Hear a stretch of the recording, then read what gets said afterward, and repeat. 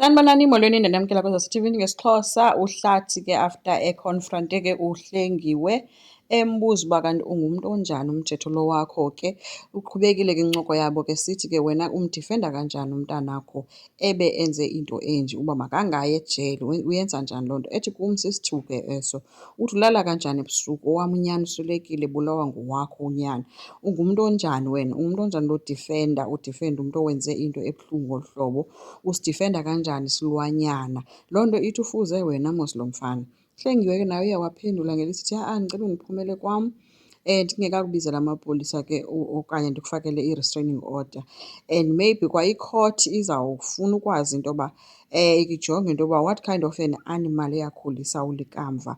So ke ngoku uHlengiwe ubuyisa iphathi ke kaQhawe noZoleka plus uHlathi ngeli xesha uQhawe ekhuliswa nguHlathi enze uZoleka angakwazi ukumkhulisa. And ke umntu wayelwe ikheyisi kaHlathi nguHlengiwe, so akho nto angayaziyo, ngoku ufuna ubuyisa izitya ngaloo nto leyo ke.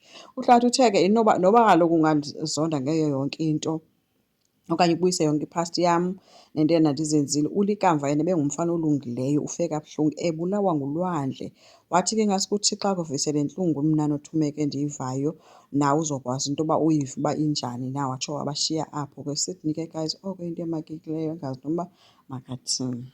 UHlathi ke kwakhe ufike wancokolela uThumeka ke sithi heyi andiyibhilivi into yoba uHlengiwe angade akhohlakele ngolu hlobo. UThumeka uthe ke kaloku into efuneka uyi-andastende kukuba uHlengiwe ngumama, so nawuphi na umzali angenza nantoni na efanele ayenze ngowakhe umntana. So ethi umzali emntaneni wakhe uba lijoni ke. Uthi noba ngaba ulunge kangakanani umfazi kodwa xa sekuthiwa iziwa ngumntanakhe into uba ngathi utshintshile ngoba funeka emthetheleyo.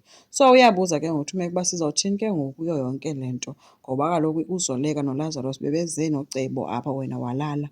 Esithi ke asinolwa into kaHlengiwe Zondo silwe nje ngongathi akho nto itheni. Uthe ucela ke akayicingisise le nto njengotata obulawelwe umntana okanye sithi ke obulawelwe unyana. UHlengiwe kwelakhe icala yena ubhizi ke guys, ufuna ukusayinisa uSydney amaphepha. USydney uthe ke le nto angazukwazi ukuyenza kukuyoma ekhothi ayoxoka, so la maphepha akazuwasayina. UHlengiwe uthe ke if umuhoye nyhani umntana lo wakho uzowasayina la maphepha. USydney uthe hayi mna ndiyazibuza uba kwalo mntu ume phambi kwam uba ngubani na, because kaloku uMashange endatshata naye mna akanguye lo. Mna njengangoku ndibona nje umkhovu okanye sithi bona isithunzela. So kubi ke guys kwaZondo kwa umtshato wakhona ubukeka njengathi uyabhatyalaka ke ngoku. Uyabonakala ke again ke uZondo esemsebenzini like ePalette apho khona uZethu khona ebhizi iyamripotela ngayo yonke into edibanise nomsebenzi. uZondo ingqondo yakhe ayikho kuyo yonke le nto ithethwa ngulo mntana. Kufike uHlathi ke besebhizi ke sathetha wabe sithi fike sethetha apho ufe engabulisi nobulisa esithi heyi funeka sithethe mfondini. Into endingazuyenza mna kukumyeka uHlengiwe lo enze le nto afuna ukuyenza, adifende unyana wakhe ahambe ibhizi eorganize itimu ezawukhupha ulwandle ejele. Wathi mna andizukwazi.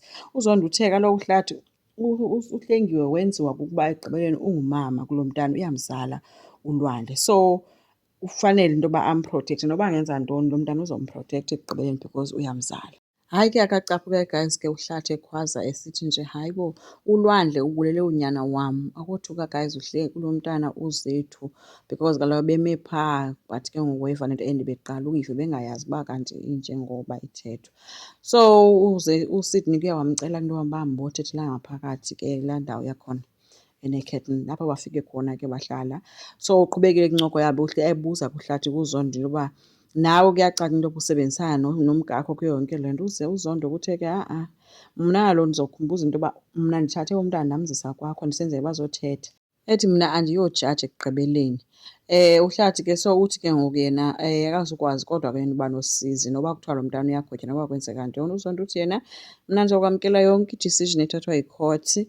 So uHlathi ambuza uba ke ngoku kutheni into yoba akho kanto uzawuyenza. Uthi omnye akho nto ndizoyenza, ayondawo yam leyo. So guys bavele ncokola njengamadoda ke ngoku bagalelana iwhiskey, so bahlisa iintlungu zabo ke eveza ke into yoba esithi uHlathi eveza indaba kalikamva nesibindi sakhe sokupropowuza uZethu phambi kwabo ekubeni engenayo nesenti emdaka. Uthi lo mfana ebengumfana nje unesibindi umthetho lo wakhe. So nomnye kuyaveza into yoba eyi nam owam ngalaa mini ebheka ento ebheke ejele wandijonga ngamehlo amabi nje futhi wandixelela ezitumeni into yoba uyandonyanya ngayo yonke into endiyenzileyo. So uthi andiyazi kodwa ke ekugqibeleni sizothini xa ngaba abantu benyanisile xa besithi abantwana sibakhulisileyo yindlela esibakhulise ngayo sithi esibenze babe banje. So ke uthi ke ngoku Hlathi mna kuyafana ke even if kunjalo andinayo enye itshansi yokulungisa izinto. So bancokole njengabantu abangootata ke ngoku asazi kodwa ke uThumza yena guys kwelakhe icala ubheke kwaZoleka apho afike khona sekuvaleliswana ke ngoomagaba nabantu bakwaNgcokwana behamba. Wafika wazotsho ke kuNonceba uba yena uyayithatha laa offer yokuba alwe le nto kaLwandle. So even if ke kuthiwa uHlathi uyaxolelana ngapha noZondo yena but uThumeka sethathe esinye istephu uthe into angazuyenza kukumamela uHlathi yena. Asazi ke guys izawuqhubeka ithini. Enkosi, ndicela siqhubeke subscribe, silike, singakhomenta futhi. Bye.